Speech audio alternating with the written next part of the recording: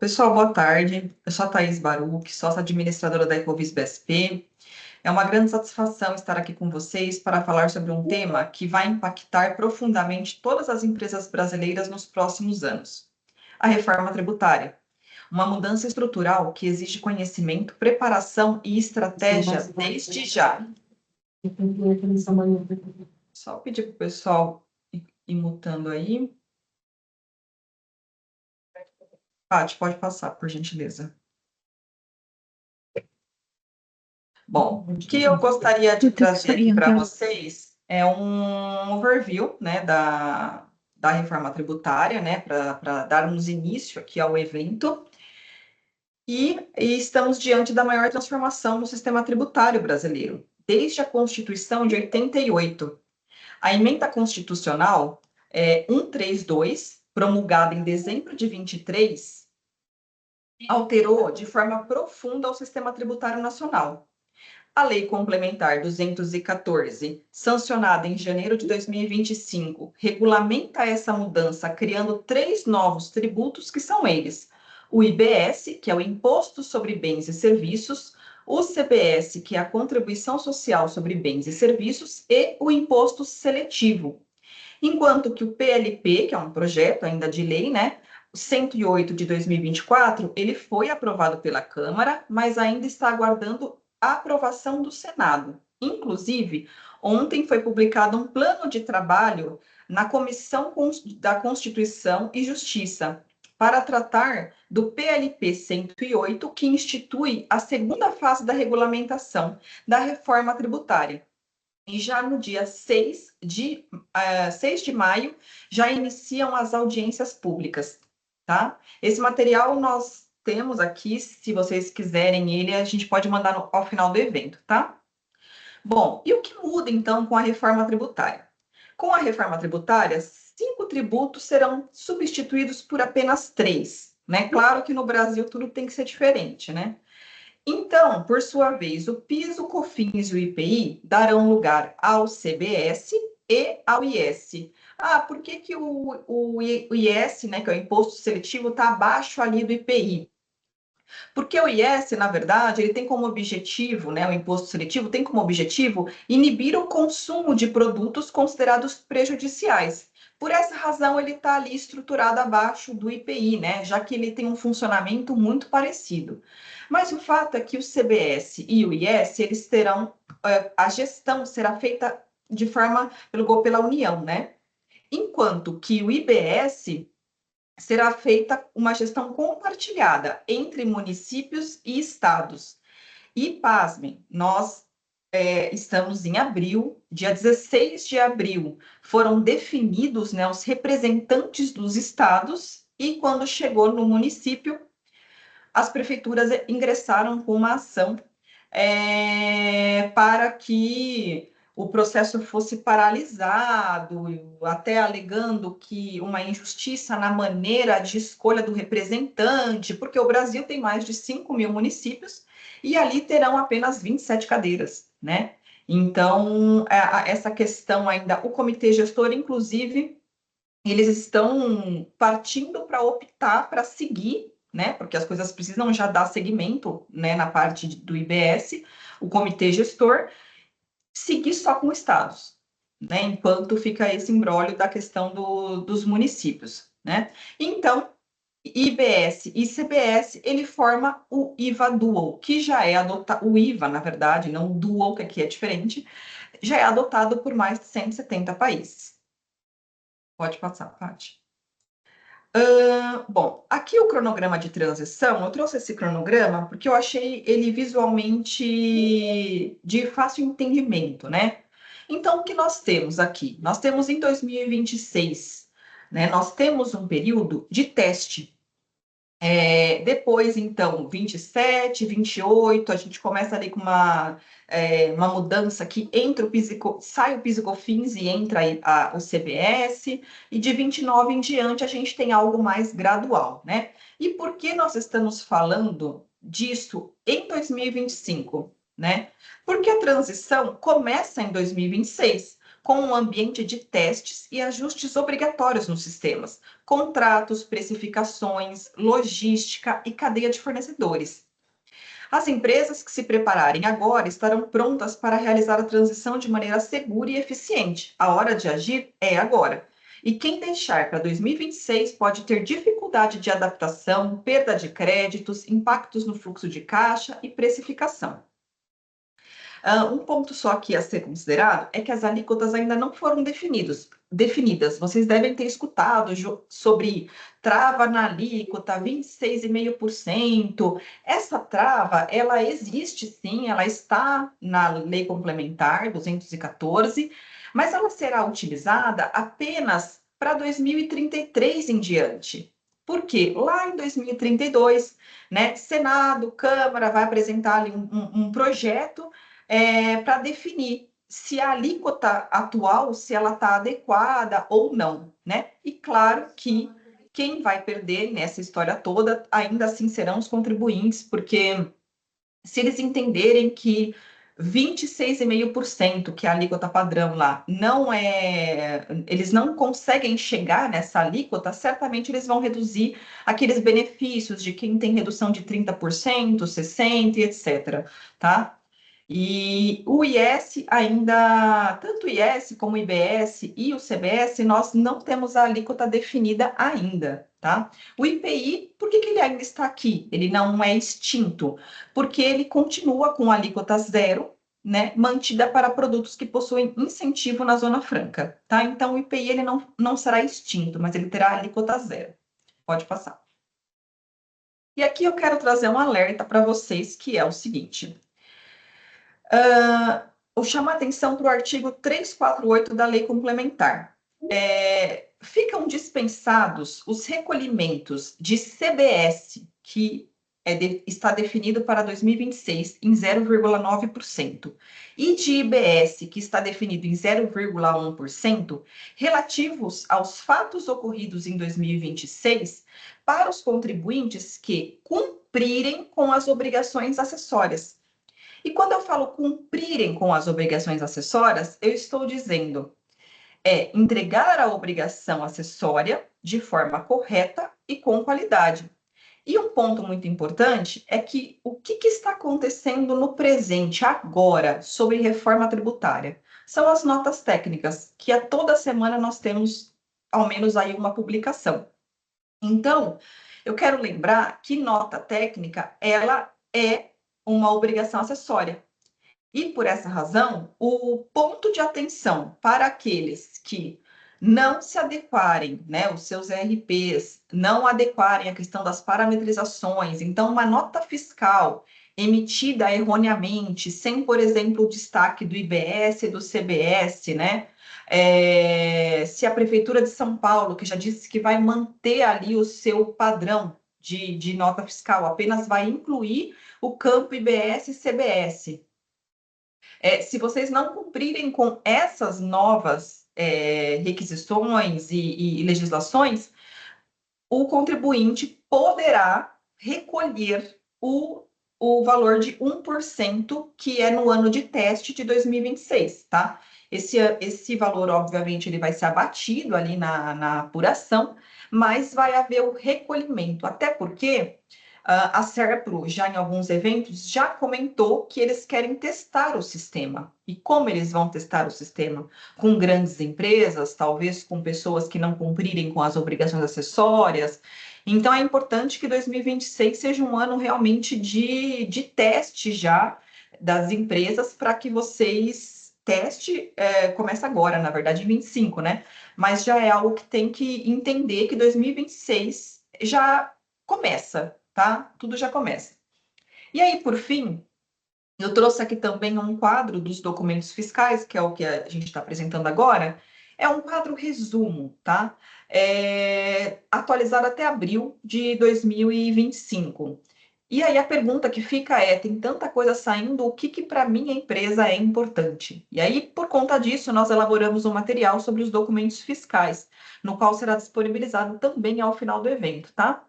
O objeto do material é apresentar de forma simples e objetiva o que as empresas precisam fazer para se adequar a nova legislação tributária que entrará em vigor em 26. O foco é ajudar vocês a se prepararem com antecedência, cobrando as empresas de ERP quanto às adequações necessárias. Pode passar. E pensando na reforma tributária, quanto mais a gente estuda, mais a gente observa que a reforma tributária ela vai muito além de tax, tá? E pensando nisso, pensando justamente em um suporte, né, a todos os nossos clientes, nós unimos forças com a Indirect Tax e é com satisfação que anunciamos essa nova parceria, né, estratégica com a Indirect Tax. Essa colaboração foi pensada para agregar ainda mais valor às nossas entregas, auxiliar nossos clientes na transição da reforma tributária por meio de soluções especializadas. Agora eu passo a palavra para o César, que vai se apresentar e vai seguir com os temas que eles têm expertise, que eu tenho certeza que serão temas importantes para vocês passarem nessa transição de forma tranquila. Thaís, muito obrigado. Pessoal, ótima tarde. Espero que todos estejam bem. Antes de apresentar o escritório, quero agradecer muito a Thaís e a todos os representantes da Ecovis BSP pela parceria, pelo convite para a gente estar aqui hoje debatendo sobre esse tema tão importante e relevante no cenário tributário nacional. Meu nome é César de Jesus e hoje estaremos aqui também acompanhados pela doutora Luciana Nogueira e o senhor Márcio Lima, fundador do escritório Indirect Tax, e falando um pouco sobre o escritório, um overview, tá? Bem rápido.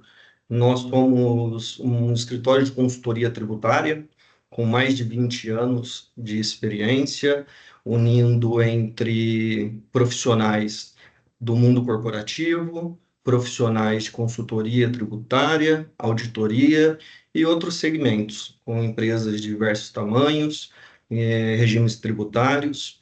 E nós colocamos um ponto de observação, e é muito importante no atendimento da Indirect Tax, que é fazer um trabalho personalizado, não atender e muito menos entregar para o cliente um remédio para as dores que ele tem no que ele traz para a gente, mas sim analisar o caso e não só estudar o que já teve de solução para esse caso, mas realmente, de fato, a gente buscar alternativas. A gente está sempre renovando, tá? Toda essa questão da apresentação dos projetos, análise dos projetos, e com isso desenvolvemos nossos trabalhos pautados nas necessidades realmente de fato, tá? Encontrando essas soluções inovadoras sempre. E como muito bem abordado pela Thaís no início, sabemos que a reforma tributária vem acompanhada por muitas dúvidas e buscas por respostas por parte dos empresários e seus profissionais. E por esse motivo estamos aqui, né, para elucidar um pouco mais esse assunto e apoiá-los em conjunto, tá, no que for necessário. E feito a apresentação do escritório, Luciano, eu não sei se vai ser compartilhado novamente a apresentação, tá? Para a gente seguir aqui. Tati, você está conseguindo apresentar aí? Não está aparecendo aqui para mim. Tá só o pessoal, né? Compartilha novamente. Pessoal, vou seguir aqui, só um momento. Tá.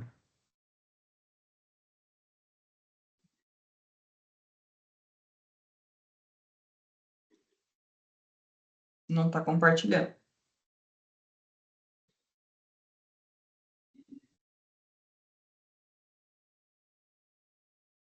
Vocês estão vendo? Agora sim. Um momentinho. Agora sim. Né? E feito a apresentação do escritório de uma forma bem resumida, né? No material tem alguns detalhes e nos sites também, redes sociais, vocês podem encontrar mais informações. Eu passo a palavra para o nosso sócio fundador, o Márcio Lima, e junto com a doutora Luciana Nogueira são os responsáveis diretos pelos projetos de reforma tributária. Desejo a todos uma ótima tarde, que a gente aproveite muito o conteúdo e estamos à disposição.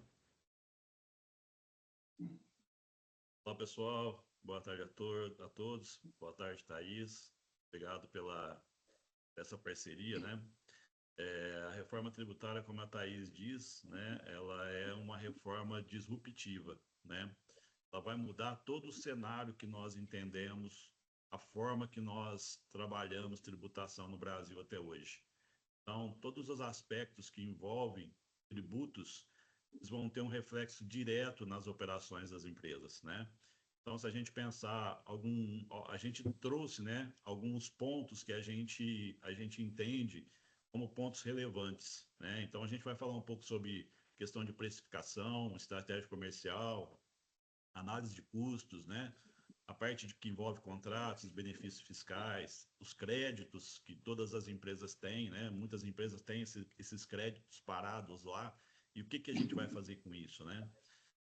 O impacto, né, financeiro e a gestão de fluxo de caixa, que é a nova metodologia, a nova forma de recolher imposto no Brasil, né, que vai ser trazido com a reforma, questão do split payment, né? A gente tem a questão das revisões dos regimes tributários, modelos de negócios, né, o impacto que isso vai trazer no setor produtivo, as cadeias de suprimentos. A gente vai mudar a forma de se fazer o cálculo do imposto, né? Então, vai refletir isso no preço, a gente vai ver nos aspectos de precificação e análise de custo, né? As questões de planejamento tributário e as estratégias para redução de carga e a forma de se comunicar e de gerir os riscos na operação do dia a dia. Então, vamos começar aí com a parte de precificação e estratégia comercial, né? Pode seguir.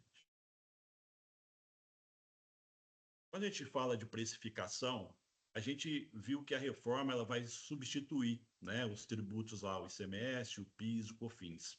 Só que além dela fazer essa substituição, a reforma ela traz o IVA, né, dual, um conceito diferente.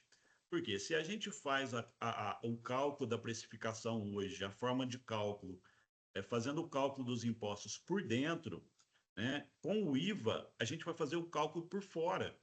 Então, a metodologia ela muda, né, a forma de se fazer o cálculo vai mudar, e isso vai ter reflexo direto na precificação, né, tanto na precificação de produtos, quanto na precificação de serviços. A gente vai ter também o aspecto da cumulatividade plena, né, que depois a doutora Luciana vai comentar mais para frente o que seria. Hoje a gente tem uma não cumulatividade, tanto em relação ao ICMS quanto ao PIS/COFINS, ela é uma não cumulatividade, vamos dizer, monitorada, né? Porque o fisco que estabelece essa não cumulatividade, ela não segue ali o princípio constitucional da não cumulatividade que nós temos lá na Constituição. E o IVA ele já busca trazer essa não cumulatividade plena. Então, todas essas variáveis, elas vão fazer com que o impacto na precificação, né, ele seja bem relevante. E é importante que as empresas foquem, né, nesse primeiro momento, nas questões de precificação. Muito tem se falado, né, de se fazer as simulações dos impactos. Os impactos da reforma é importante a gente saber. A gente ainda não tem a alíquota, né? A gente parte de uma alíquota lá, média de 26,5%, mas a gente já ouviu no mercado falar que pode chegar até 28%. Então, a gente ainda não tem essa alíquota. Então, eu posso simular, né, estrategicamente para ver o reflexo no meu negócio, mas eu tenho que começar a olhar também a questão da precificação, né? Então, aqui eu tenho aqui uma demonstração, né, de um cálculo de um produto, né, aqui de serviços, né, de um cálculo por dentro, né, de serviços, que a gente sai de um preço lá de 100 e eu vou chegar lá no final com um percentual lá de, vamos falar, um líquido no caixa de 91,35, né? Esse exemplo é para uma empresa que está no presumido, tá? Então, a gente começa a olhar fazendo por dentro, né? E aí a gente vai ver o reflexo por fora, né? Pode passar no outro slide. Esses slides depois vocês podem olhar, né?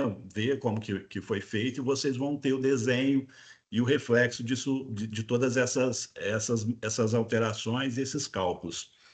Aqui a gente já vai partir do preço, né? Porque o preço eu já tenho. Então, o imposto ele vai ser calculado por fora. Então, eu parto do preço, né? E aí, hora que para eu chegar no cálculo do caixa, né, no mesmo valor de 91,35, né, o meu preço final ele vai ser 115,56. Então, quer dizer, o preço do serviço ele aumentou. E aí está uma situação que as empresas de serviço, né, vão ter que estar bem atentas em relação à reforma. Por quê? Porque o setor de serviço, até o presente momento, é o setor que está sendo mais penalizado em relação à reforma, né? É vamos falar, o setor que está tendo maior peso tributário, né? Porque os outros setores, a gente vai ver que tem alguns setores que têm setores beneficiados, né? Setores da saúde, da educação, tem alguns setores que têm os seus benefícios, né? Tem alguns produtos que vão ter a alíquota reduzida, mas no caso do serviço, ainda não tem nada, né?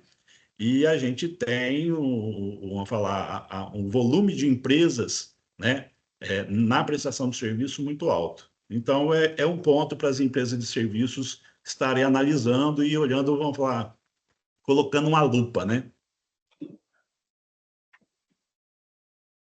Em relação às questões das empresas comerciais, a gente também, né, tem o mesmo formato de cálculo, né? Deixa de ser o cálculo feito por dentro, né, acrescentando ali o ICMS, o PIS, o COFINS, né? Então a gente sai de um preço de 100, o líquido no caixa de 78, né? Então aplicando ali, eu vou ter ali uma tributação por dentro de 27,63, né, por dentro. E aí por fora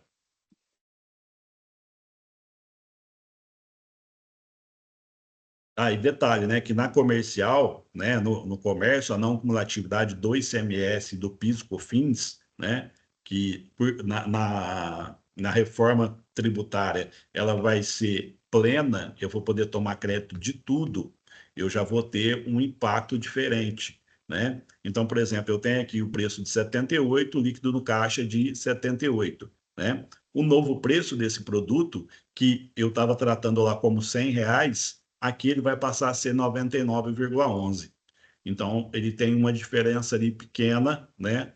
Mas, se a gente pensar no aspecto da não cumulatividade plena, pode ser que ele tenha algum outro benefício, vamos dizer, mais até relevante, né? Pode passar. Aqui a gente trouxe apenas um comparativo, né, para a gente poder ver quais são os aspectos e as diferenças que nós temos em relação às duas formas de precificação, né, o modelo atual, que é o cálculo por dentro, e o modelo, né, pós-reforma, que é o por fora. Então, se a gente pensar em aspectos, né, se a gente pensar em transparência, né, o imposto calculado por dentro, que traz o imposto embutido, ele é menos transparente, né? A gente não consegue, por exemplo, a gente enquanto empresa ou enquanto consumidor, a gente não consegue visualizar a carga total. Eu não consigo visualizar quanto que eu estou pagando de carga, né? De tributo. E na nova reforma por fora, não. Eu já vou ter esse valor ali destacado, né? O valor ele já vai estar ali claro para todo mundo ver. Eu não vou precisar ficar fazendo conta ou ficar, às vezes, até a gente tem, né, em São Paulo, a gente tem uma norma que a gente tem que divulgar, né, a alíquota média. Só que aquela alíquota média que a gente coloca ali, a tributação, ela é uma média, né? Ninguém coloca exata. E no modelo novo da reforma, a gente já vai ter que isso aí já vai estar bem claro, né? Em relação ao efeito cascata, né, por dentro a gente tem o tributo sobre tributo. Então, o tributo ele incide sobre ele, né, sobre o outro. Então, o PIS/COFINS incide sobre o ICMS, né? E na nova reforma isso acaba. Então, é um dos benefícios da nova reforma, né? É acabar com a questão do efeito cascata. Cálculo dos créditos, né? Hoje, o cálculo do crédito é extremamente complexo. A gente pega o ICMS, por exemplo, nós temos as 27 legislações, né? Que é os 26 estados mais o Distrito Federal. Cada estado tem a sua regra. Apesar de a questão dos créditos ela ser um crédito mais, vamos dizer assim, já mais sacramentado em relação ao ICMS, mesmo assim ele tem a sua complexidade, porque eu tenho que tratar substituição tributária, eu tenho que tratar antecipação, eu tenho várias legislações que atribuem algumas variáveis, né? E na reforma tributária o crédito vai ser mais simplificado. Por quê? Porque ele vai ter o crédito de forma plena. Então, é muito mais, vamos falar, o crédito, diria que até é o crédito do próprio princípio constitucional da não cumulatividade, né? A doutora Luciana depois vai explicar um pouco mais sobre essa questão para a gente. E a questão da formação do preço, né? A formação do preço hoje, a gente trata um único valor com todos os tributos incluídos nele, né? E na nova reforma, não. Eu vou ter o preço base, então tem que estabelecer a minha... recalibrar ali as minhas margens, né? Para eu ter um preço base e depois do preço base estabelecido, eu vou ter os tributos destacados, né? Então, eu não vou fazer aquela ciranda que eu faço hoje, de pegar os tributos, somar as alíquotas, jogar para dentro, fazer o cálculo do markup, né? Com os tributos na nova reforma, não. Eu já parto do preço base e tenho os impostos destacados. E em relação à comunicação ao cliente, né? Hoje ela é indireta, porque o cliente ele não consegue ver, né, essa tributação, essa carga tributária, né, de forma clara. E na nova reforma ela é direta e clara. Você vai saber quanto que é a alíquota e quanto é que você está pagando de tributo. Perfeito? Sobre essa questão, essa parte de precificação, é isso. Não sei se o César ou a Luciana quer comentar alguma coisa em relação, Thaís? Não, pode seguir por mim. Seguir a Luciana. Não estou vendo a Luciana. Será que ela continua na sala, Thaís? Não, acho que ela está, mas ela deve ter... Tô aqui, Ela gente. tá. Pode Desculpa, que seguir, tinha Márcio. sumido. Bom, como a gente fala de precificação, se eu vou ter reflexo no preço, né, automaticamente eu vou ter reflexo nos custos. Por quê? O preço ele é composto pelo meu fornecedor, eu vou estar comprando dele, então automaticamente eu também tenho reflexo no meu custo. Dito isso, né, e com essas outras variáveis, por exemplo, de apropriação de crédito plena, né, vai ter um aspecto relevante em relação às empresas do Simples, por exemplo, né? Se eu compro produto de uma empresa do Simples hoje, eu tenho basicamente um crédito ali de CMS muito pequeno, que é um crédito ali que é estabelecido ali, né? Uma alíquota mínima ali, e em relação aos outros tributos, eu já começo a ter algumas complicações, né? Com a nova reforma, o Simples Nacional, ele vai poder optar, né? Ele vai poder optar por ser um simples gerador de crédito, né? Então, ele vai ter um sistema híbrido, vamos dizer, para o Simples. Então, o Simples Nacional, ele também vai transferir crédito. Então, a gente tem que fazer uma avaliação ali dos nossos fornecedores para a gente poder avaliar. Ó, esse cliente que eu compro, ele está no Simples, ele não está, porque ele vai ter que fazer a mudança dele. Então, é um ponto para a gente avaliar também, dentro da nossa estrutura de fornecedor, né? Aquele fornecedor que eu compro, avaliar se ele é do Simples, se ele não é. Ah, se ele está no presumido, ótimo, beleza, ele vai transferir crédito para mim 100%, né? Então, são pontos que a gente tem que analisar, né? Outro aspecto é sobre custo, toda a tecnologia que nós vamos ter que usar. Por quê? Quando a gente fala de ERP, né, o ERP que vocês utilizam, né, ele também vai precisar ter o suporte ali, né? Então, vocês vão ter um gasto com esse fator, né? Que é tecnologia, para manter a conformidade fiscal de todas as suas operações, de todas as suas notas emitidas. Então, esse custo, né? Ele também vai ser um custo que vai agregar ali na sua composição. E fazer uma análise da sua cadeia de suprimentos como um todo. Depois a gente tem um ponto mais para frente, a gente vai falar sobre a questão da cadeia de suprimentos. Então, aqui a gente encerra essa parte e a gente vai olhar então um pouco nas questões dos contratos e benefícios que a doutora Luciana vai seguir para a gente. Boa tarde a todos. Eu gostaria de dizer que eu estou muito feliz de estar de volta à BSP para tratar desse tema tão relevante que é a reforma tributária. Gostaria de agradecer o convite a Thaís Baruch, outra estudiosa da reforma, a gente troca muito sobre isso, e é um tema com muitos desafios pela frente, e eu vou tentar passar de uma maneira esclarecedora para vocês os principais impactos que teremos pela frente relacionados aos contratos, benefícios fiscais, créditos de ICMS e PIS e COFINS. Tati, eu vou tentar puxar aqui para mim, vamos ver se dá certo.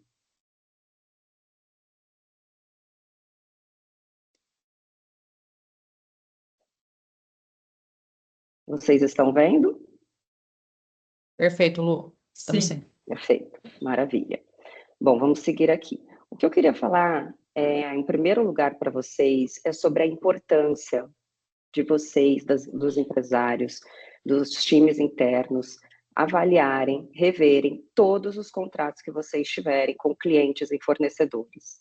Essa é a primeira medida, como a Thaís colocou, o ano de 2025 é o ano para vocês avaliarem a questão contratual, a questão de preço. O ano que vem já começa o período teste. Nós estamos quase em maio, então a gente tem muito pouco tempo, ainda no ano de 2025, para tomar as providências iniciais. Uma delas, e de maior impacto na minha visão, é a questão dos contratos. Todo o impacto que tem com relação às cláusulas tributárias ali, com relação à formação de preço, que pode trazer prejuízos caso vocês não se atentem à readequação dessas cláusulas, que tem que ter uma redação que preserve a empresa, que evite litígios, que tenha certo uma possibilidade de aditivos, porque está muito incerta ainda a questão da legislação, o que vai acontecer realmente com as empresas, o que pode vir de novo. Estamos pendentes aí de muitas regulamentações, então é importante que tenha uma cláusula, que a gente chamaria de uma cláusula indireta ali, que vocês possam adequar nos casos de virem novos questionamentos, novos pontos, inclusive a gente não sabe o que vai para o judiciário relacionado a toda essa questão, então é importante que vocês façam a revisão dos contratos vigentes e se atentem aos novos, né? Vocês conseguem, deixa eu ver se consigo, passei. Verificar a questão dos custos, a questão do tributo, como que vai ser. Então, o primeiro passo, ver tudo que tem de contrato, vocês têm time interno, contratar assessoria para que essas cláusulas não tragam riscos para vocês durante todo o período de transição.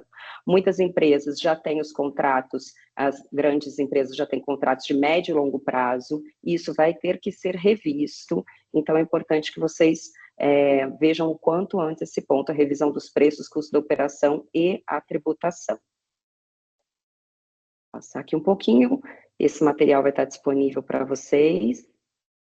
Falando agora um pouquinho da não cumulatividade plena, é um aspecto, um princípio, né, mas eu vou tentar ser com menos juridiquês possível, passando de forma clara para vocês esses aspectos. Como que é o sistema, o modelo tributário hoje?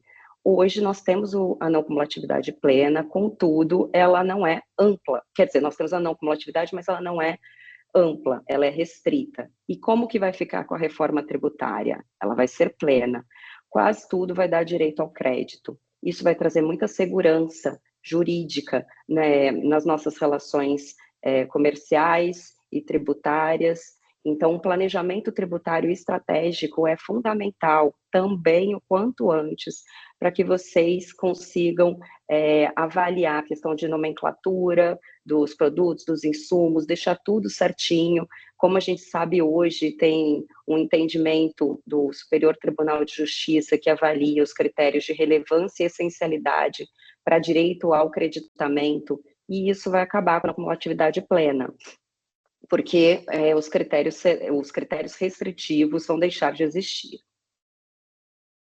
Aí, eu falando já na sequência sobre os créditos de PIS e COFINS, que a gente sabe que serão extintos em 2027, é importante que as empresas façam toda a adequação agora também. A gente sabe que vai poder ser compensado com a CBS, que vai poder continuar tendo a compensação cruzada. A gente sabe do impacto que vai ter com relação à necessidade de ver se o fornecedor fez os recolhimentos corretos para que as empresas tenham direito ao crédito. E, na minha visão, o crédito de PIS e COFINS aqui, se vocês fizerem um planejamento tributário agora, é o que a gente menos vai encarar problema, porque com a não cumulatividade e essa amplitude aí das possibilidades de creditamento, vamos evitar a judicialização, e hoje a gente tem, por exemplo, muitas demandas no STJ que discute se é direito ou não, se dá direito ou não ao crédito. Vocês fazendo esse planejamento, isso tudo certamente será evitado. Bom, sobre os benefícios fiscais, o Márcio vai falar também um pouquinho, mas o ponto principal aqui é o fim da guerra fiscal com a tributação no destino, né? Eu sei que aqui na BSP as empresas têm distribuidoras, centros de distribuição em outros estados. Isso foi feito na época com estudos de viabilidade, com o fim de ter uma carga tributária menor, e com a reforma tributária teremos o fim dessa situação, ocasião em que todos vocês terão que rever esse planejamento feito no passado. Aqui na Indirect a gente faz bastante esse estudo de viabilidade, com vocês eu já fiz com alguns também, com a BSP a gente trabalhava com isso. Então, assim, isso tudo vai ter que ser revisto, para vocês avaliarem agora as questões de logística estratégicas. Hoje temos empresas ali em vários lugares do país e que elas não precisarão mais estar lá, né? Isso tudo vai mudar bastante. A gente sabe que os benefícios serão extintos, vai ter um fundo de compensação desses benefícios. Então, é importante rever isso e já se prepararem também com assessoria para fazerem pareceres, enfim, para vocês avaliarem através de estudo sobre se vocês continuarão ou não mantendo essas empresas em outros lugares, onde que ficará estrategicamente melhor para vocês. Bom, falei rapidamente sobre esses pontos, porque o meu foco aqui com vocês hoje é a questão dos créditos acumulados de ICMS. É um dos mais graves problemas tributários no Brasil hoje. A gente sabe que é uma problemática, muitas empresas acumulam o saldo credor e não fazem nada a respeito, mas é algo que quem não faz ainda, precisa se atentar. Falando um pouquinho aqui do saldo credor, qual que é a diferença entre o saldo credor e o crédito acumulado? O saldo credor acontece quando vocês têm alguma situação, a empresa tem alguma situação de tributação maior na entrada, alíquota maior na entrada e reduzida na saída, benefícios fiscais, as exportações geram esse crédito. E quando que ele vira um crédito acumulado? Quando essa situação se torna recorrente. E como que a gente faz isso? Precisa fazer um procedimento administrativo na Secretaria de Fazenda. É um procedimento que não é rápido e a gente vai demonstrar para o fisco a existência daquele crédito através de documentos fiscais. Até uma avaliação inicial, quando a gente faz essa avaliação, já é possível verificar se de fato tem ou não tem, e quando a gente vai para o procedimento, mesmo para o protocolo, certamente ele é homologado. É um procedimento que demora, moroso, tá? A gente pode pensar aí em torno de 1 ano até só para homologação do crédito. E, falando do estado de São Paulo aqui, maioria das empresas da nossa apresentação, se torna ali vai para o sistema ECREDAC, onde esse crédito, depois de homologado, ele fica ali disponível para as empresas. E o que essas empresas podem fazer? Elas podem comprar insumos, pagar fornecedores, comprar máquinas, podem pagar o próprio ICMS e podem monetizar este crédito. Esse crédito ele vira dinheiro, ela pode ser vendido para outras empresas. E também, lembrem-se que lá no procedimento anterior de homologação é um procedimento moroso. No caso da transferência, caso a empresa não tenha situações específicas para utilizar aquele crédito internamente, o procedimento de transferência, ele também é moroso. Pode demorar aí até 8 meses. E a Fazenda até tem situações, enfim, não vou entrar no mérito de como que pode ser, tem alguns tipos de procedimento, mas só para vocês terem consciência aqui do prazo que hoje já é demorado, tá? A gente pode contar aí de 1 a 2 anos, e como eu falei aqui, tem a monetização. E qual que é o ponto? As auditorias, elas podem questionar a existência desses créditos acumulados, Esse saldo credor, ele gera um lucro fictício ali na empresa. E é importantíssimo que todos, quem tiver nessa situação, existem duas situações aqui. A empresa que vai ter o saldo credor para transformar em crédito acumulado, e aí ela vai poder usar aqui nessas situações que eu falei, e tem a empresa que não tem, mas que ela pode adquirir este crédito da empresa que tem, nesse procedimento que eu falei, que é a transferência do crédito, e aí ela pode usar este crédito adquirido para pagar o ICMS dela, tá? Enfim, é um dinheiro que está ali, então é importante ser revisto. Hoje nós não temos a atualização da Selic nesse sistema que vai lá que a Cefaz homologa e disponibiliza esse crédito para a empresa, ou quando ela transfere, não existe atualização da Selic. E é importante falar que, nesse caso, existe a possibilidade de entrarmos com uma medida judicial para que estes créditos eles tenham a atualização, inclusive relacionados ao prazo, a demora do fisco para homologar e para transferir, também é possível, e ainda a suspensão do imposto de renda dessa situação, deste crédito. Eu queria falar aqui também para vocês que este crédito, ele pode ser solicitado 60 meses, né? Então, 5 anos, tem um prazo de prescrição. Cada período que a empresa não usa esse crédito, ele prescreve. E qual que é a problemática?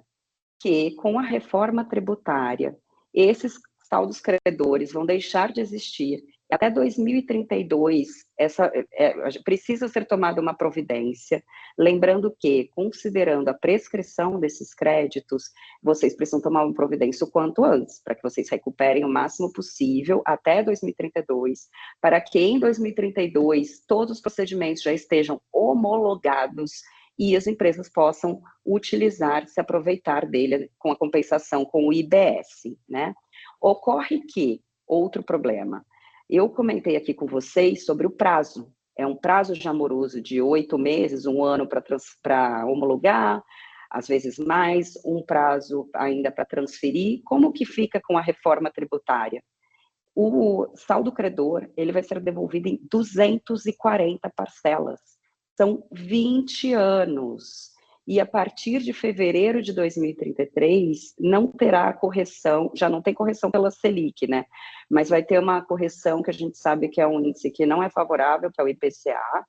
E aqui a gente ainda tem a situação de poder pleitear no judiciário a atualização da Selic. Aqui com a reforma não vai ser mais possível, sem prejuízo de eventualmente surgir alguma correção aí, alguma norma que permita. E com a reforma também vai ser possível a transferência dos saldos credores a terceiros, mas é muito importante verificar se a empresa tem ou não, está enquadrada nessa situação. Muitas empresas têm milhões acumulados e que às vezes têm conhecimento, mas não tomam uma providência com relação a isso. Um ponto aqui até que eu não comentei, nessa monetização, quando a empresa ela tem a homologação do crédito, ela pode utilizá-lo para o pagamento de ICMS na importação. Isso é muito bom. Imagina, ela ter um crédito lá parado, ela paga o ICMS, eu sei que existem empresas nessa situação, muitas, tá? E ela tem um crédito de tantos milhões, ela paga mensalmente, um exemplo, 500 mil de ICMS importação, e existem procedimentos para a gente adequar e transferir esse débito aqui, esse saldo aqui, para o pagamento do ICMS importação. Então, assim, para mim é uma das maiores vantagens quem se enquadra nesse requisito de ter o crédito e ter o ICMS importação, que já resolve aqui mesmo, sem prejuízo da transferência também, que no mercado hoje, cada vez mais, as empresas que não têm o crédito, elas estão procurando as empresas que possuem, e aí tem todo o procedimento, tem um deságio envolvido, enfim, mas que ela usa esse crédito para o pagamento de transações tributárias com o Estado de São Paulo, porque esse crédito já é aceito também. E voltando aqui para a situação da reforma tributária, esse prazo de 240 meses não é nada razoável, certo? Então, a gente tem que avaliar os riscos envolvidos nessa situação, porque hoje já é moroso. A gente não sabe como que o Estado de São Paulo, por exemplo, vai se posicionar com relação a isso.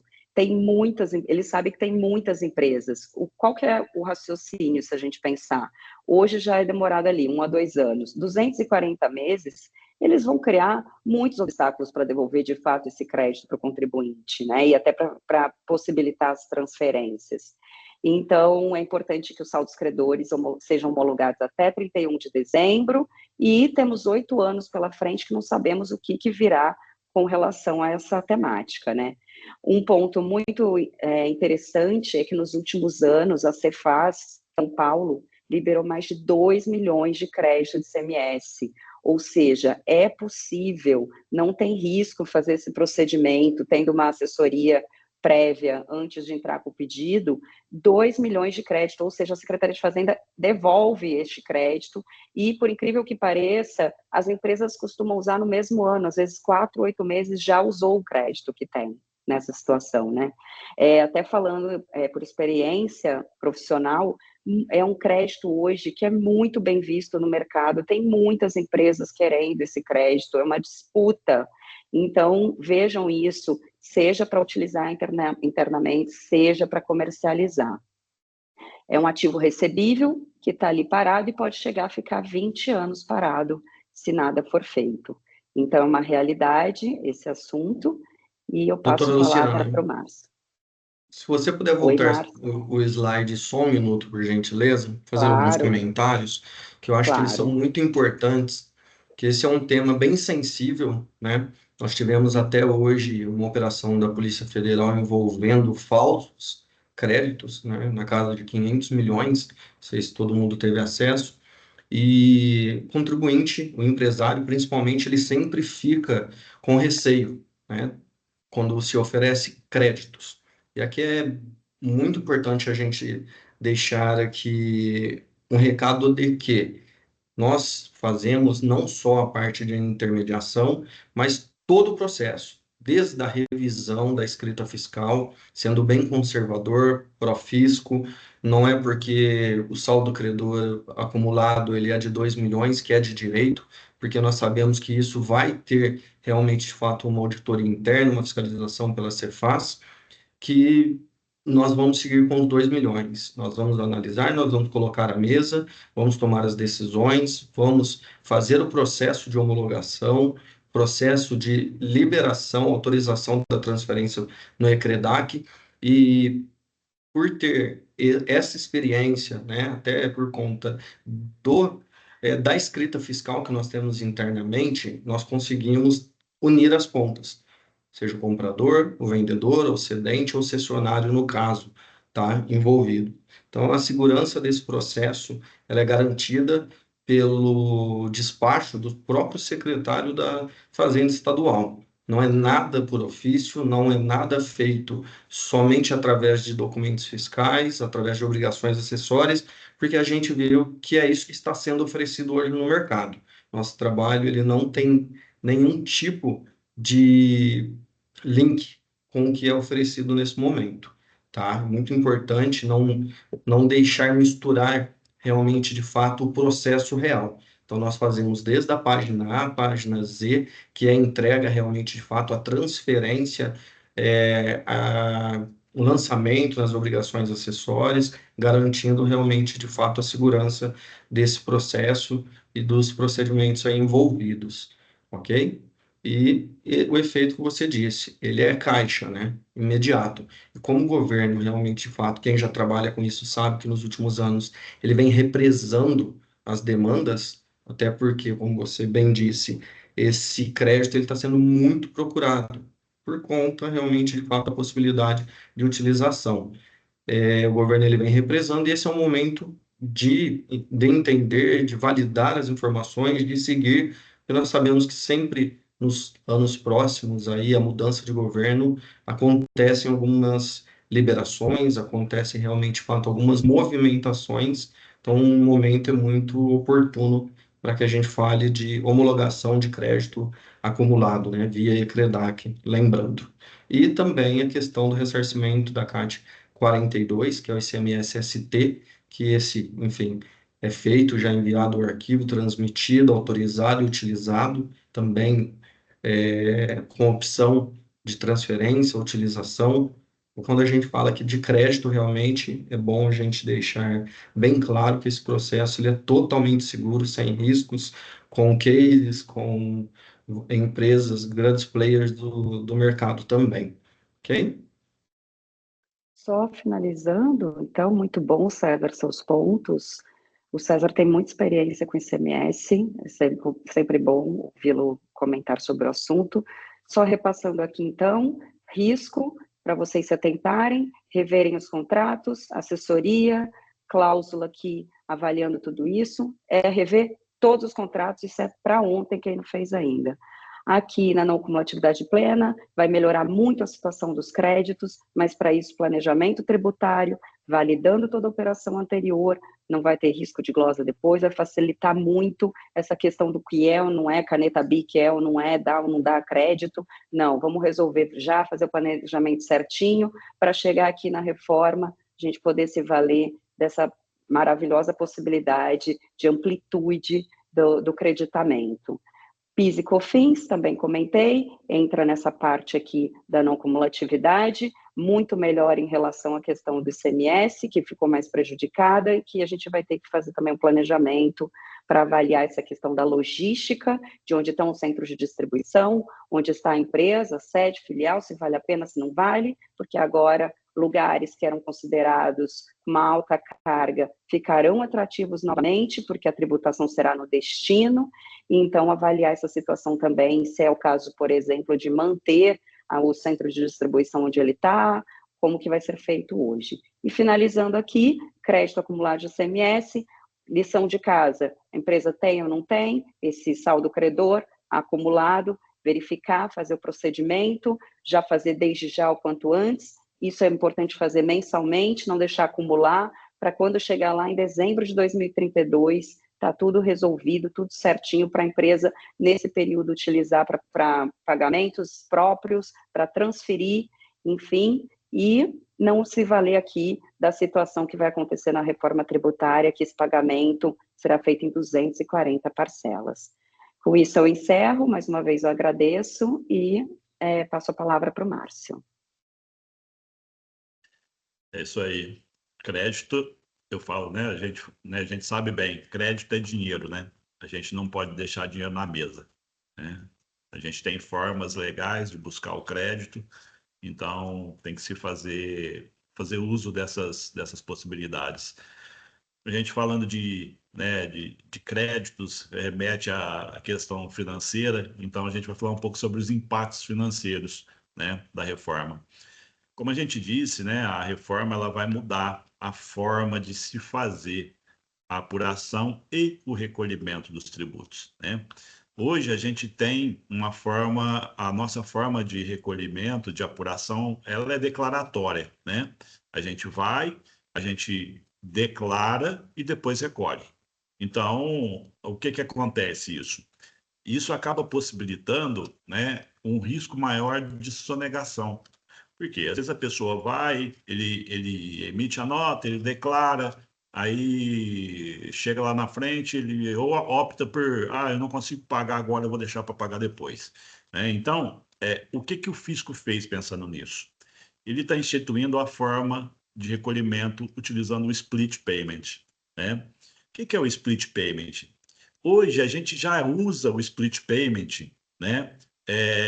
Por exemplo, as empresas aí de veículos, né? A Uber, 99, enfim, eles já usam o sistema de split. O que é? A hora que eu faço o meu pagamento lá da minha viagem, né? Que eu utilizo, do meu serviço que eu utilizei, ele já divide o valor do pagamento. Ele já passa para o, né, motorista o valor que é da comissão dele e a diferença vai para o caixa da empresa.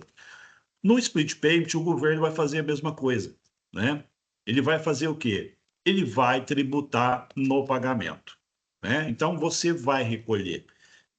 Você não vai precisar fazer a apuração e recolhimento depois, né? Aqui a gente tem um desenho do split, depois vocês vão ter o material, vocês podem olhar, mas o governo ele vai ter algumas modalidades do split payment, né? Então ele vai ter uma forma, vamos falar, que ele vai usar os créditos que você tem direito, Então, ele já vai ter um sistema, né? Esse sistema já está sendo desenvolvido pela SERPRO, né? Eles vão começar agora, a partir do segundo semestre, já a fazer testes com esse modelo, né? Com esses modelos. São 4 modelos, 4 formas de recolhimento. Então, é importante as empresas começarem a olhar esse cenário, porque quando a gente fala de pagamento, né, de recolhimento no ato, o que está acontecendo com o meu caixa? Né? Porque antes eu vendia ali, recebia 100% do que eu vendi, colocava no meu caixa, né? E depois eu iria pagar o imposto. Agora não, eu vou ter que pagar antes. Então, isso vai ter um impacto na gestão do seu caixa. Será que né, a empresa precisa fazer uma análise para entender todo o fluxo de caixa dela, para ela poder ver, né, como que está a questão do capital de giro? Eu tenho capital de giro suficiente, né, para manter esses recolhimentos? Né? Então, é uma situação que vai impactar diretamente, né, toda essa sistemática financeira da empresa. Então, pode continuar, Lu. Então, por exemplo, isso aqui é um modelo que, vamos falar, por boleto, né? Se não é um pagamento por boleto, como funcionaria? Eu teria R$ 120 de uma nota fiscal, né? R$ 100 seria o valor dos bens e serviços e os 20 já seriam direto para o caixa do fisco. Então, estaria aqui pagando o meu tributo, né? Então, a gente vai ter 4 modelos, né? Então, nós vamos ter aqui um modelo super inteligente, que ele vai ser uma retenção em tempo real, né, na liquidação. Então, ele já vai fazer esse recolhimento de imediato. Ele vai ter ali uma redução instantânea no valor, né, no valor bruto, e aí ele exige que você tenha uma liquidez imediata, né? Então, ali como uma recomendação é a empresa ter um caixa mínimo, né? A alíquota média histórica aí do IBS e CBS, que a gente ainda não sabe, né? Mas a gente pode estimar, né? Por venda. Depois a gente tem o split inteligente, que ele vai trabalhar offline, porque aí a Receita ela vai receber essa informação do pagamento, né? E aí ela tem 3 dias para poder fazer a validação dos créditos e tal. Então ela coloca ali a cada 2, 3 dias, ela coloca uma trava, né, de tributos, né? E aí você tem uma pressão mais suave no caixa, né? A gente recomenda aí utilizar aí uma reserva de 20% do imposto estimado no período, né? O simplificado, que ele já tem uma alíquota fixa, né? Ele já pode estabelecer uma alíquota ali média já, e ele faz faz o recolhimento, e aí ele tem o ajuste em relação aos créditos também, até aí 3 dias, né? Ou no máximo 1 mês. Também é um fluxo mais estável, porém com diferença entre o estimado e o apurado. E aí a reserva é igual ao valor mensal do fixo do imposto, né? E o manual, que é a segregação manual, que é o pagamento em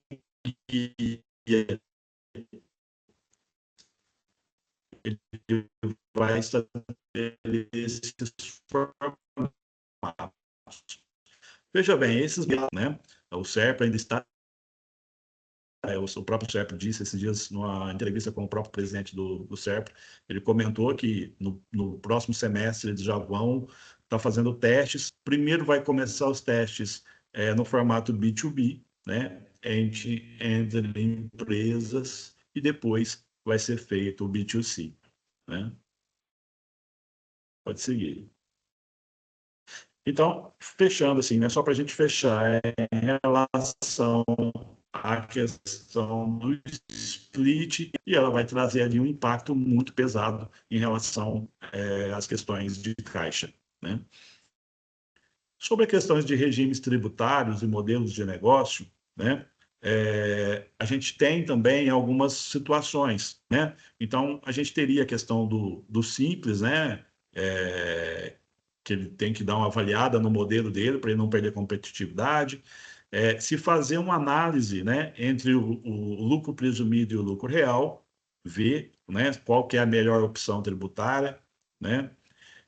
Tem alguns setores, né, por exemplo, intermediação, terceirização, que se faz necessário ali, né, uma reavaliação desse modelo de negócio para ver se ele continua interessante, né?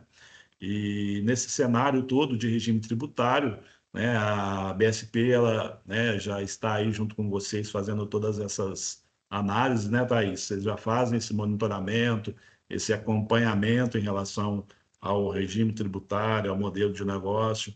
Então, vocês estão bem atendidos nesse sentido, né? É um trabalho que é feito mais no final do ano, mas realmente cabe aqui um alerta maior quando se fala na análise, principalmente no final de 2026, né? Então, é algo que vai ter que ser feito em conjunto, porque até sugiro que sejam feitas reuniões para entender o futuro do negócio da companhia, como que vai se tornar a precificação dela, se ela vai fazer mudanças nessas questões, para que se avalie, né, qual é o melhor regime tributário, porque é o que eu digo, o regime tributário se decide em conjunto, não deve ser unilateral do contador, né? A chance de fazer uma escolha ruim é enorme, porque você está olhando o futuro, e quem olha o futuro é o empresário.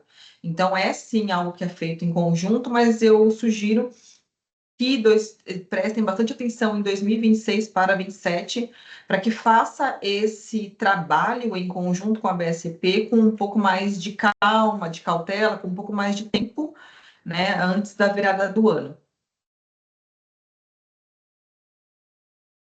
Exatamente, Thaís. Vai ser um momento sensível, né? Aqui a gente fez aqui um enquadramento dos regimes, né? Falando sobre o Simples Nacional, lucro presumido, lucro real. Isso é mais para informação de vocês, vocês vão ter esse material aí, né? Pode seguir. E aí a gente chega aqui falando sobre a questão dos impactos no setor produtivo, né? A gente comentou sobre a questão da precificação, o impacto do preço, né? E aí a gente entra aqui numa situação que é a situação da extinção dos benefícios fiscais, né? Os benefícios fiscais eles vão ter vigência até 2033, né? Então, o que que acontece?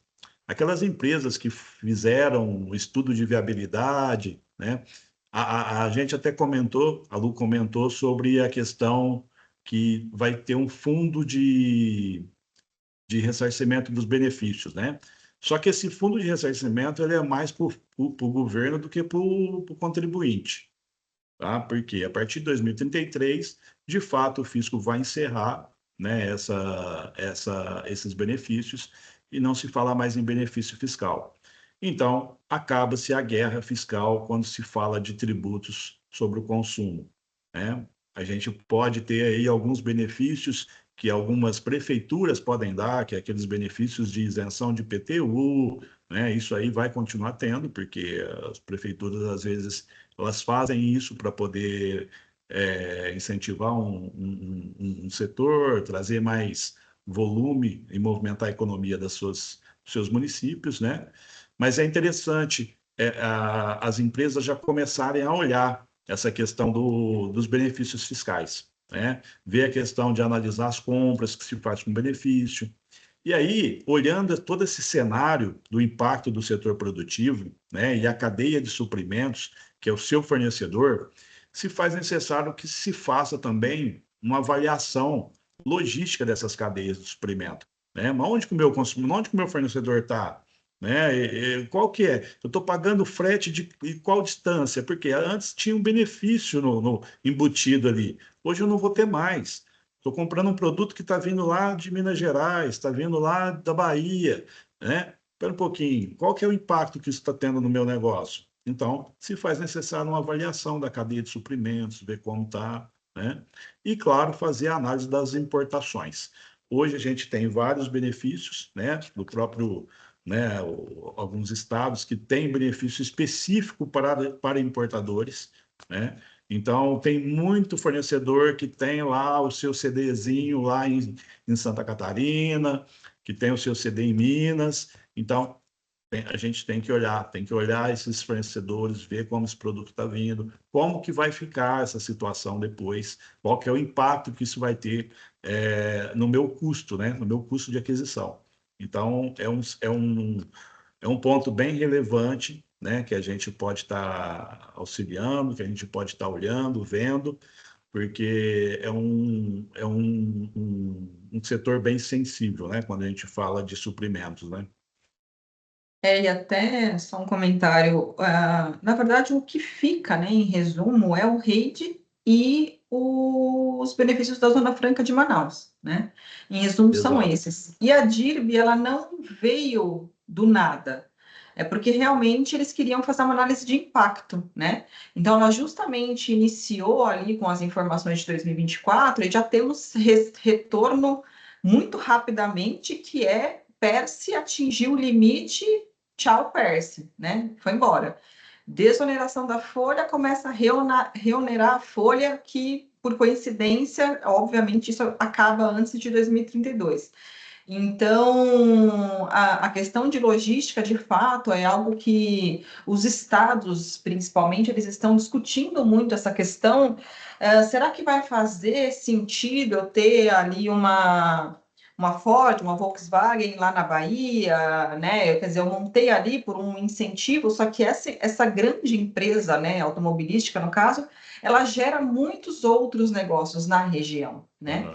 Então, certamente de fato um tema que tem que analisar agora para avaliar o que tem de benefício fiscal possível que você pode aí consumir, adquirir e manter, né? O quanto você vai ter de ganho até 2032, então fazer dinheiro nesse momento, mas pensando que em 2033 isso tudo realmente acaba, com exceção ali da Zona Franca de Manaus. E rei de Zona Franca de Manaus tem alguns pontos ainda ali que não é 100% a cadeia, enfim.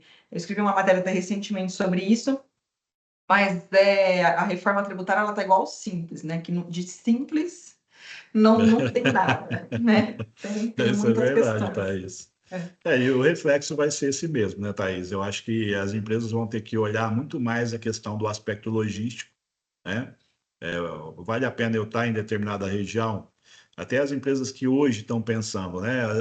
Tem muitas empresas que ainda estão pensando, eu posso usar o benefício até 2033, então qual que é o resultado que eu tenho disso na minha operação? Né? Então é interessante que se faça essa simulação, né? Para você ver de fato se vale a pena você seguir em frente com esse benefício ou não, vou segurar, não vou, né? Vamos ver outro caminho, outra forma. Né? Então é um ponto bem relevante dentro dos pontos da reforma, né? Aqui é mais uma tabela, né, falando sobre a questão da extinção e a transição dos benefícios fiscais. Então, os incentivos de ICMS, enfim, né? A Zona Franca de Manaus, que a própria Thaís já disse, a SUFRAM e a área de comércio. Então, é mais uma tabelinha para a gente ter noção dessas vigências, né? E aí a gente entra nos aspectos de adequação, né, de compliance, né, e adequações. A gente tem a reforma, ela vai trazer vários aspectos, né, de compliance. Por exemplo, a gente vai ter a questão de atualização dos sistemas, né? Todos os softwares vão ter que estar atualizados para se fazer a apuração, para se fazer os créditos devidos, né? Aquilo que eu posso fazer ou não, que eu posso tomar crédito ou não. E com um detalhe, né, Thaís, que em 2026, por exemplo, você vai ter que fazer duas apurações, né? Ele vai ter que fazer a apuração na sistemática atual e na sistemática nova, né? Então, A reforma tributária, ela realmente vai trazer essa duplicidade, né, de trabalho por um longo tempo, na verdade, até 2032 ali nós temos dois modelos que eles precisam caminhar juntos. Então, obviamente, para as empresas de contabilidade, por isso que a gente pede muito para começar a pensar desde já, né? Porque imagine, sei lá, fazer ali os parâmetros né, de todas as empresas no último mês, em dezembro de 2025, ou quando, né, para que 2026 esteja correto. Então, realmente é importante se antecipar para a gente conseguir encaixar agendas e tudo mais, né? Mas, assim, parametrização, a gente não sabe nem qual que é a alíquota ainda, né? Então, por isso que muitos brasileiros estavam com a expectativa de que tudo isso fosse prorrogar, e a gente assiste várias lives, amanhã, inclusive, tem uma na Receita Federal, que às 11 horas, que vai ser transmitida no YouTube, que justamente a Receita Federal vai falar sobre o sistema ali, o split payment, vai falar sobre essa questão de sistemas. Eu estou de olho já para assistir, e nessas reuniões eles são bem taxativos de que está tudo pronto, está tudo certo, então chance zero disso ser prorrogado, né? Não adianta mais a gente criar aquela expectativa de que talvez vai, e não vai. E isso já não cabe mais, né, Thaís? Essa dúvida de que vai acontecer ou não vai, ela já não está cabe acontecendo. mais. Né? Eu acho que o momento agora é de se concentrar aí em, olha, vamos olhar, vamos ver o que tem que fazer, né?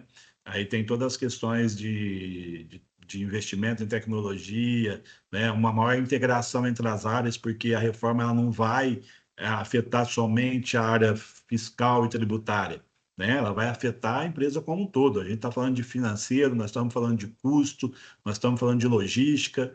Então, assim, a integração total de todas as áreas, né? E as equipes têm que estar preparadas. Eu vejo alguns clientes que a equipe interna não tem noção do que é a reforma, né? E isso não pode. As empresas têm que começar a ter ali um pessoal ali para poder olhar a reforma e estar analisando, e estar vendo os aspectos, o que vai mudar, o que vai trazer, né? Eu falo, né, que os seus clientes, por exemplo, estão bem suportados, né? Porque vocês dão essa segurança para eles em relação ao sistema, a forma de utilização. Vamos ter que fazer 2 apurações, mas vocês vão estar fazendo, né? Então, a BSP vai estar atuando nessas frentes. Mas tem algumas frentes que é importante que as empresas também tenham ali, até para colaborar mais com vocês, né? Inclusive, uma mudança cultural na organização, né? Exato. Porque, falando em cultura, você tem que avaliar que, antes eu falava muito de, o imposto é por dentro, é por fora, tal, agora é por fora. Então, quem não está habituado ao que acontece em outros países, então, para empresas multinacionais, que é a grande maioria dos nossos clientes, eles estão habituados já com essa prática. É mais fácil explicar para um estrangeiro, né, o que é um IVA do que explicar essa loucura que a gente vive hoje. Né? Só que explicar para ele, nesse meio do caminho, a gente vai perder alguns fios de cabelo. Essa transição, tudo bem, ela é interessante para que as empresas possam se adequar e até o próprio fisco possa se adequar. Não é à toa que o IBS entra só em 29. Porque quando a gente fala que o sistema da Receita está pronto, nós estamos falando em união. Ou seja, estamos falando em CBS, que é o que entra em 27. O que entra em 29 não tem nada pronto. Mas a Receita Federal já se disponibilizou aos estados, ao comitê gestor, para que eles utilizem o mesmo sistema. Não faz o menor sentido eles duplicarem o mesmo sistema, duplicarem para que os estados e municípios utilizem, né? Enfim, então tem bem essa questão cultural de que agora é por fora, ele tem que estar claro, responsabilidades da área financeira, que antes, eu emito nota, é problema do fiscal resolver depois. Não, agora muda. A partir do momento que você emite a nota, você já está ali declarando, confessando um débito para o governo, né? Porque isso vai acontecer, o split payment justamente no momento é caixa. O split payment ali, para você tomar crédito, é caixa. Para você faturar é competência. Então, o governo foi muito esperto nisso. Sim, Faturou, exatamente. você deve. Tomou serviço, recebeu, você deve. Né? Então, são pontos de atenção que você tem que avaliar, inclusive, se o fornecedor ele é idôneo para você não ter problemas ali de caixa. E falando em RP também, os ERPs depois precisarão, além da questão dos ajustes de nota técnica, quando entrar o split payment, a gente vai ter uma contabilidade quase que online. Exato. Mudou-se aquela questão de que primeiro eu fazia o meu trabalho, depois, no mês seguinte, né, o meu cliente, no caso, pagava, e aí o fisco tinha 5 anos para auditar. Agora ele inverteu os papéis. Nós nos tornamos auditores. Ele quer que nós Exato. façamos e façamos corretamente. Tá? Então, essa questão cultural é muito importante que tenha essa conversa, esse alinhamento interno com os times de vocês. O financeiro não vai poder simplesmente terceirizar ali para o fiscal para, agora arruma. Emitiu uma nota errada, pode ser que eu não tenha crédito. Imagine você explicar para outra ponta que ela não vai poder tomar o crédito porque aquele crédito ainda não é legítimo, porque a nota está errada. E correndo risco, até eu falo para o pessoal, falei, o pessoal do financeiro ficou com 1000 lupas em cima deles agora, porque se 2026 eles emitirem uma nota errada, claro que eles vão ser o final da cadeia, a gente tem muito trabalho antes para fazer feito, mas se emitir uma nota errada, então o financeiro vai ter que avisar a empresa e falar, olha, então vocês vão ter que pagar IBS e CBS em 2026, por conta do artigo 348. Então ele traz uma responsabilidade aí, um peso maior. Com certeza. Aí a gente falar um pouquinho sobre planejamento tributário, né, e as estratégias, né, para redução de carga. Eu acho que a gente vai ter aí algumas análises, né, Thaís, para ser feita sobre a questão das estruturas societárias, ver se aquela estrutura ela é adequada para esse novo cenário, para esse novo momento. Ter aí algumas simulações comparativas de carga para poder, né, fazer uma análise mais assertiva. E a questão de benefícios fiscais, eu falo que a gente vai ter, né, essa questão do IPTU, que é uma prática que hoje já se tem, né, alguns municípios já têm essa questão, e a gente vai ter os benefícios setoriais, que até que nós comentamos sobre os benefícios lá da Zona Franca de Manaus, enfim. São benefícios que eu falo que o planejamento tributário ele vai existir, mas ele vai ser um pouco mais ele não vai ser tão complexo como a gente faz hoje, né? Porque hoje a gente tem muitas variáveis, né? Hoje eu tenho ali vários benefícios que eu tenho que analisar, que eu tenho que ver, né? E aí eu vou ter um benefício já mais focado somente nas questões aí federais, né? Que envolve IR, CS, para eu poder ver o que eu consigo reduzir a minha carga. Nesse momento, é interessante que se faça isso, que já comece a olhar, comece a ver. É interessante que se tenha uma estrutura já preparada para isso, né? Para que a gente não seja pego de surpresa lá no final no final do ano, né? E a gente chega aqui no último tópico que nós elencamos aqui, que é a questão da comunicação e a gestão de risco. É o quê? É se ter uma comunicação de fato, igual a gente está falando aí de comunicação entre as equipes, né, entre os vários departamentos, e realmente a Thaís tem razão quando ela fala que isso é cultura, né, é uma nova cultura, as empresas vão ter que se adaptar a isso, as equipes vão ter que se adaptar a isso, né, que eu tenho que ter ali uma análise, eu vou ter que ter uma análise de riscos jurídicos, fiscais, operacionais, né? Vou ter que ter uma comunicação clara com a minha equipe sobre os reflexos da reforma, quais são os problemas que eu posso ter, quais são as dificuldades que eu vou enfrentar. Vou ter que conversar com o meu time de tecnologia, né? Ó, como que está o sistema? Vocês estão acompanhando? Ó, o que o nosso sistema já passou? Qual que é o cronograma deles de implementação, de alteração? Enfim, tem que ter todo esse monitoramento, né, que a reforma vai trazer, né? E a gente fala que a gente tem também que criar aí, né, os cenários, né, simulados dessas operações, né, o cenário da nova reforma, com todos esses aspectos, ó, ver a questão de precificação, ver a questão de custo, né, os impactos no custo, ver a questão do recolhimento, como que vai ficar o meu caixa, como que não vai ficar. Então, assim, é importantíssimo a gente fazer isso esse ano, não posso deixar para fazer o ano que vem. E quando a gente fala esse ano, nós já estamos no dia 24 de abril. Eu tenho muito pouco tempo para fazer isso. Então, as empresas têm que se preocupar com isso, né? Com essa questão do tempo, né? O tempo hoje ele é muito rápido, né? Então, as empresas têm que se olhar para isso. Então, quando a gente fala da comunicação, da gestão disso, é se atentar para esses aspectos, né? Eu não sei se no momento que você falou de fluxo de caixa, Márcio, se você fez um comentário sobre a questão da necessidade de fluxo de caixa na virada de 26 para 27. Não me atentei, mas é um ponto que eu tenho alertado alguns clientes que eu tenho conversado, é justamente isso. Por que que acontece?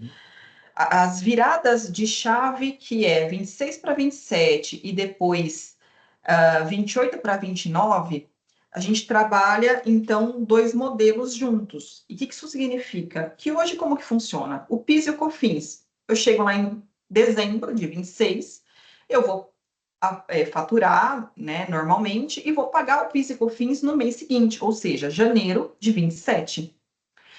Em janeiro de 27 já entrou a reforma tributária. E entrando a reforma tributária com o split payment, o governo ele vai ser o primeiro a receber. É por isso que vai acabar a inadimplência, porque não tem choro, né? Não tem choro. Ele vai ser o primeiro a receber. Aí a sua parte está aqui, a dele está aqui e acabou. Inadimplência, zero. Exato. Então, é esse fluxo de caixa. Então, quando a gente fala em análise, em criar cenários, né? É criar cenários pensando numa alíquota, pensando na não cumulatividade plena, aquilo que você antes não tomava crédito, você vai passar a tomar. Pensando na questão logística, o quanto você tem hoje de custo aí e logístico de transporte, se faz sentido ou se não faz sentido, porque agora a cobrança do tributo é no destino, não é mais aonde você está localizado, né? Então, são princípios que mudaram na reforma tributária e que vai mudar a nossa maneira de trabalhar. Então, é realmente uma mudança bem significativa. Então, esse é um ponto que eu queria alertar aqui vocês. Uma outra questão é a questão das obrigações acessórias, que elas também passarão por transformações, né? Então, Thaís, expede contribuições, ele acaba quando acabar o PIS e COFINS, né? O SPED fiscal ainda permanece. Então, tem muita redundância, por exemplo, na importação, ninguém falou sobre CID. CID está aí, ele continua, né? O IPI, ele está ali quietinho, está zero. Um dia ele pode se transformar em 1%, né? Pode. Não podemos dizer que essa não é uma possibilidade, ainda mais no país que vivemos, que tem sede em arrecadar. Então, essa questão a questão principal, que é das mudanças de ciclos, vocês têm que pensar sempre em competência. Então, 2027, eu vou ter que ter dinheiro em caixa para pagar os tributos de dezembro e para pagar os tributos de janeiro, que eu faturar em janeiro, tá? Isso vai acontecer também lá de 28 para 29, quando eu falo em ISS, quando eu falo em ICMS. É a mesma situação. Então, por isso que quando a gente fala em precificação, quando fala em estudo, a Reut, aqui nós temos uma calculadora tributária, que inclusive o Lucas Leme, que está aqui conosco, ele está à frente desse trabalho, essa análise em conjunto com o time de compliance, mas tem, algumas empresas, pela complexidade, elas têm a necessidade de ter uma calculadora tributária dela. Por quê? Porque ela vai fazer ali diversas simulações, talvez acompanhar aquilo diariamente, né? Então, tem no mercado, por exemplo, a Reut, que tem uma calculadora tributária, eu não sei dizer aqui o custo, né? Mas eu sei que tem ali um time por trás, e nós precisaremos fazer muitos outros trabalhos de classificação tributária, de revisão, né, NBS, se vocês olharem a Lei Complementar 214, se vocês tiverem paciência para passar as 500 páginas lá, ou vai na última direto, na última tem um anexo, esse anexo 1, ele é a lista de NBS. Então, tudo vai começar a convergir para falar a mesma língua. Infelizmente, para quem é de serviços, eu não tenho uma boa notícia, porque a gente esperava o quê? Nós esperávamos igual o XML, nós esperávamos uma linguagem única, e não é o que vai acontecer.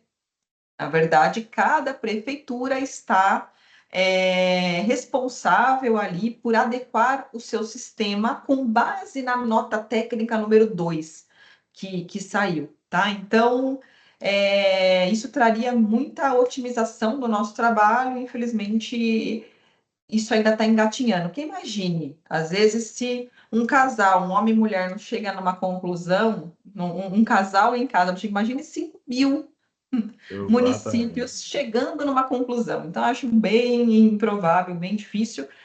E outra coisa que eu quero salientar, falando em CBS, União. Então, ali a última instância tributária é CARF. Falando em IBS, é Comitê Gestor.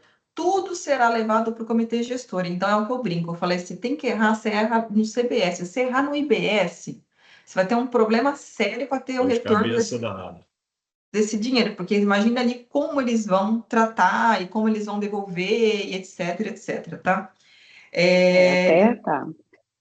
Até nessa questão do comitê gestor entra a questão do crédito de ICMS de novo. Imagina esse pessoal envolvido nessa situação, que hoje já é caótico, imagina como vai ser.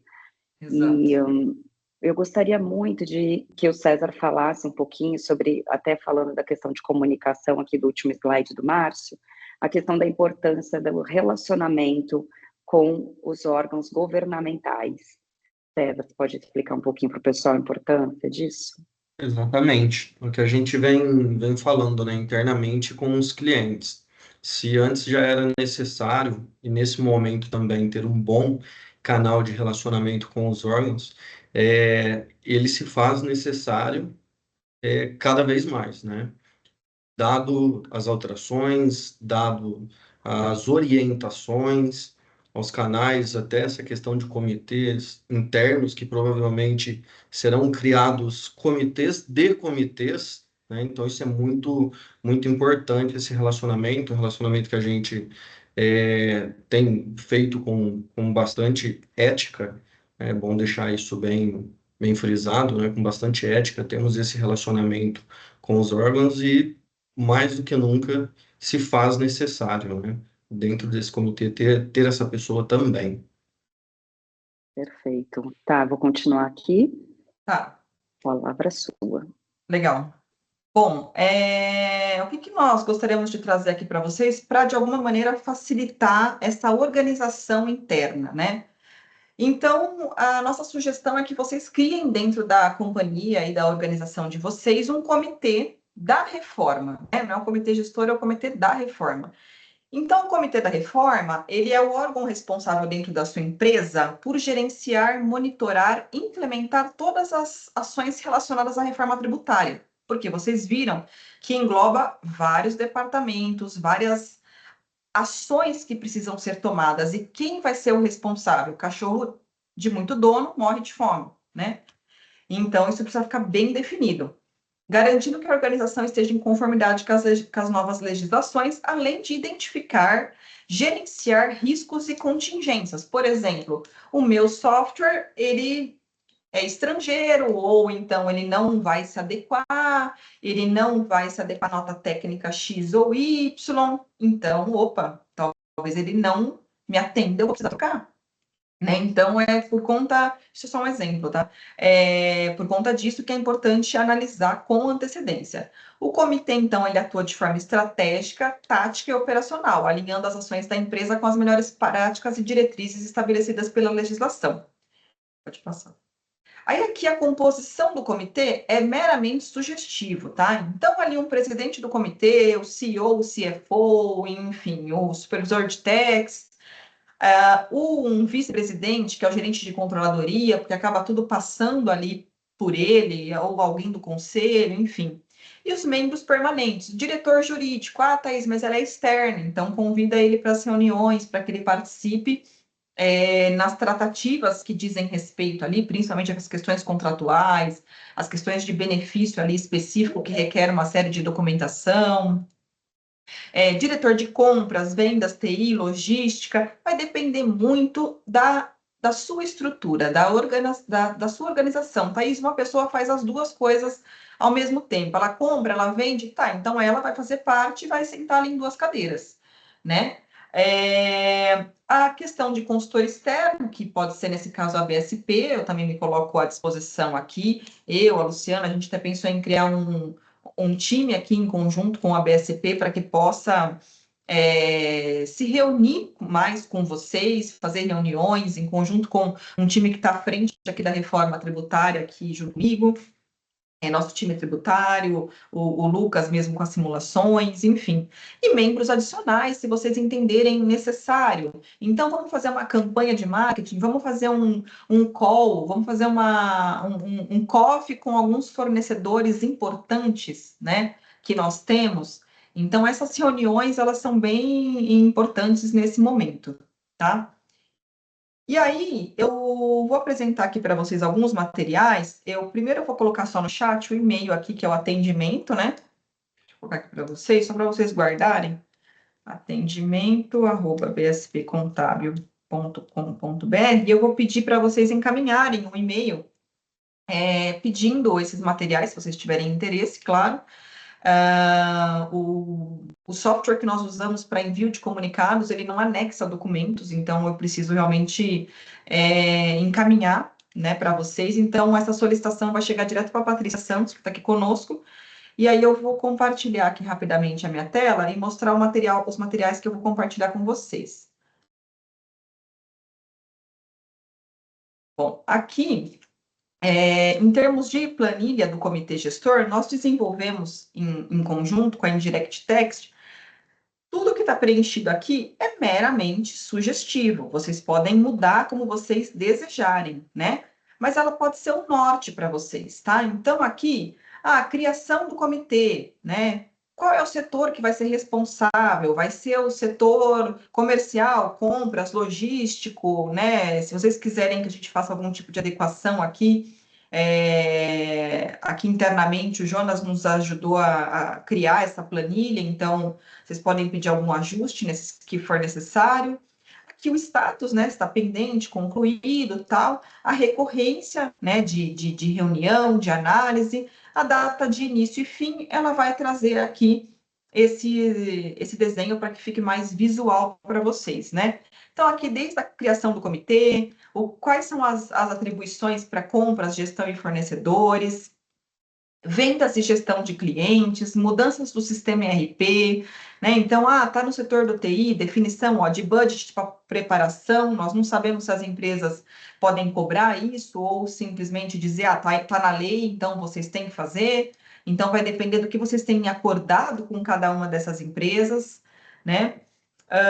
Impactos financeiros e orçamentários, ampliação de créditos tributários, benefícios fiscais e incentivos fiscais, e a questão de logística. Então, veja que envolve praticamente aí toda a organização, né?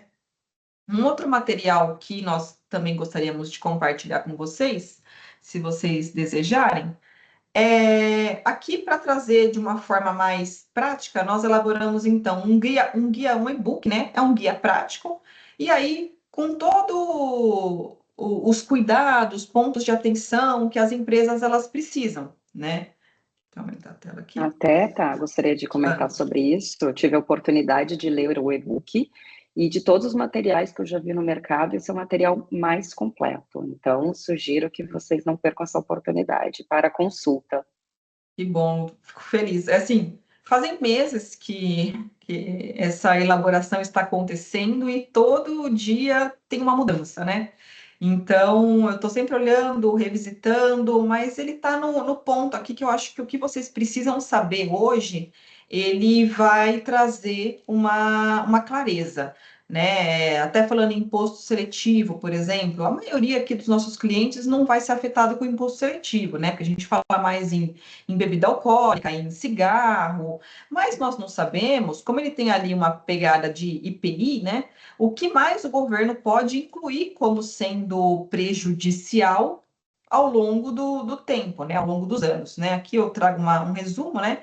Um cigarro, bebida alcoólica e açucaradas, veículos poluentes, minérios extraídos do solo, serviços de apostas, loteria e jogos online.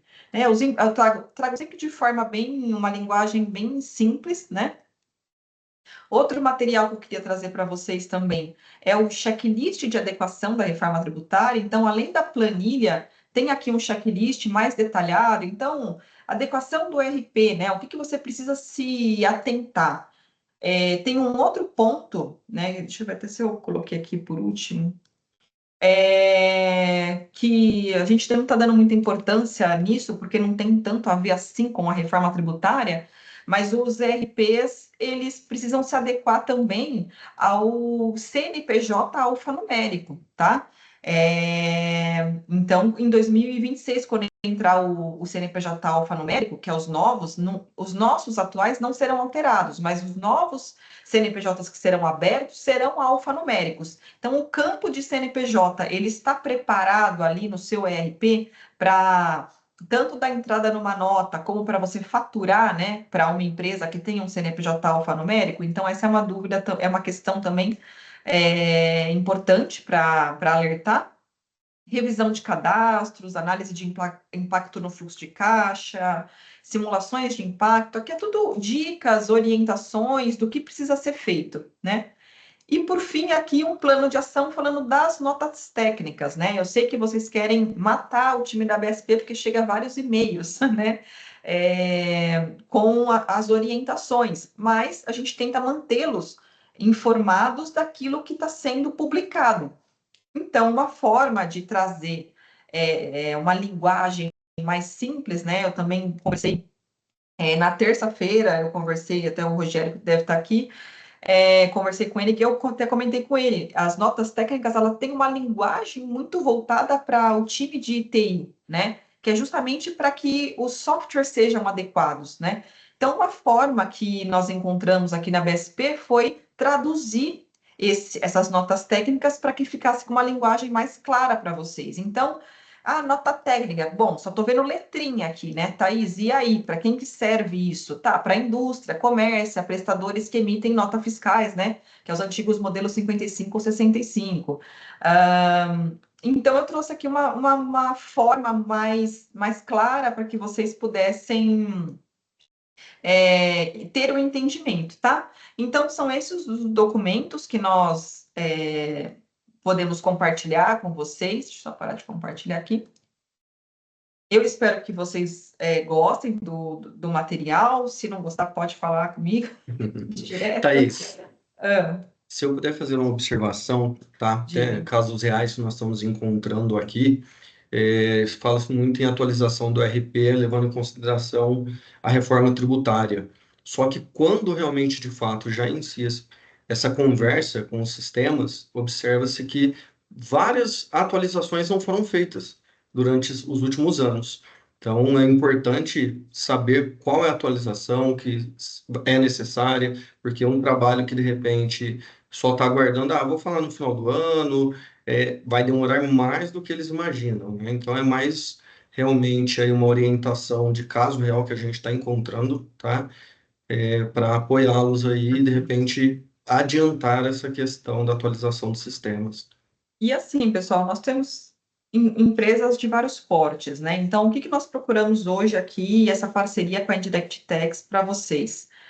Tem empresas que já buscaram, até as grandes já estão se preparando para a reforma tributária até há bastante tempo, inclusive, e tem contratado, na maioria dos casos, as Big Four, né, que tem expertise nesse assunto, mas nós temos também as situações de empresas, de pequenas ou médias empresas, que às vezes não têm ali a condição e pode fazer esse plano mais partilhado. Então, vocês podem entrar em contato depois, até, Paty, quando você mandar o e-mail, manda o contato da Luciana, do Márcio, do César, o e-mail de cada um deles, para que os clientes possam entrar em contato e dizer, olha, eu gostaria de revisar aqui os meus benefícios, eu gostaria de revisar, enfim, ou a questão de preço, vamos fazer uma tabela de preço, serão 7 janelas de precificação.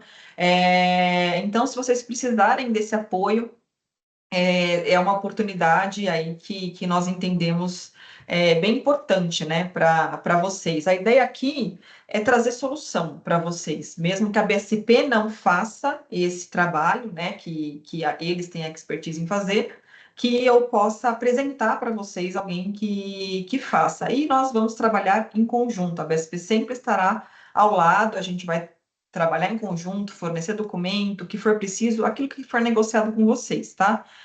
E só repetindo aqui, o Cristiano fez uma pergunta sobre retenção na fonte. Eu não sei, né, Cristiano, se foi uma pergunta ou se você foi só um lembrete, né? Mas só para deixar claro aqui, retenção na fonte, quando a gente fala no CSRF, ali eu tenho CSLL, PIS e COFINS. Nesse caso, PIS e COFINS, a partir do momento que ele for extinto em 2027, o retido do PIS e COFINS também será extinto. CSLL ainda não temos mudança sobre isso, né? E em IRRF também não temos mudança sobre isso.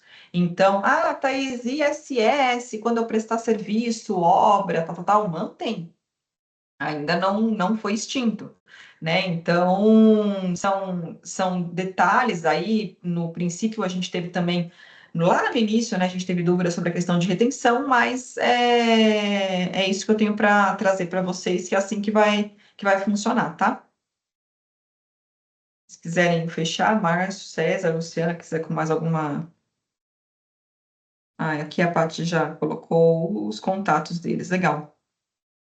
Eu gostaria de reforçar só que nós, da Indirect, estamos preparados para dar esse suporte com o apoio da BSP, como sempre visionária, trazendo esse webinar para vocês.